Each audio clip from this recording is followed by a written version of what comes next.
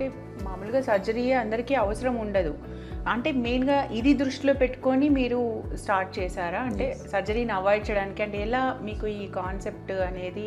So నేను చెప్పిన కదా మేడం, అవుట్ ఆఫ్ 10 6 to 7 పేషెంట్స్కి ఏం జరుగుతుంది అంటే, ఫస్ట్లో నేను నా బ్యాక్గ్రౌండ్ వచ్చి I'm a sports medicine doctor. Sports medicine doctor అంటే అథ్లీట్స్తో వర్క్ చేశాను నేను. సో వాళ్ళు ఫిజికలీ ఫిట్ ఉంటారు.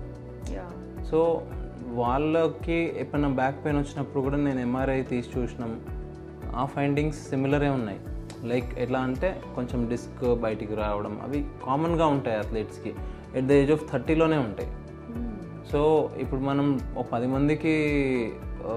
మంది సాఫ్ట్వేర్ పని చేసే వాళ్ళకి 10-15 గంటలు కూర్చొని పని చేసే వాళ్ళకి, ఒకవేళ వాళ్ళకి 10 మందికి ఎంఆర్ఐ తీస్తే అందులో 6-7 మందికి కంపల్సరీ ఏదో ఒక డిస్క్ ప్రాబ్లము ఏదో ఒక ఉండే ఉంటుంది. కానీ వాళ్ళకి సిమ్టమ్స్ ఉన్నాయా అంటే లేవు.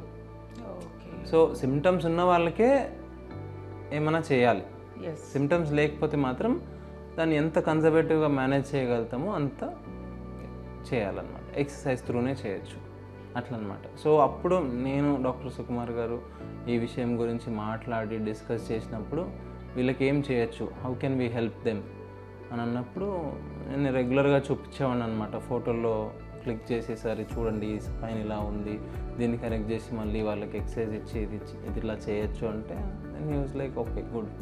ఇప్పుడు దీన్ని ఇంకా ఎక్కువ మందికి రీచ్ అవ్వాలి అంటే ఎలా? ఇంకోటి నేను మజిల్ గురించి ఎక్కువ చెప్పాను కదా. సో మజిల్లో ఒక స్ట్రెంగ్త్ ఎలా మెజర్ చేయాలి అంటే, చాలా డివైజెస్ ఉంటాయి, చిన్న చిన్న డివైస్ ఉంటాయి, పెద్ద డివైస్ ఉంటాయి. కానీ అందులో మనకి సైంటిఫికలీ ఏది ఫిట్ అయ్యేది, అది స్ట్రెంగ్త్ మెజర్ చేయాలి, దాంతోపాటు మూమెంట్ మెజర్ చేయాలి, దాంతోపాటు దాని యొక్క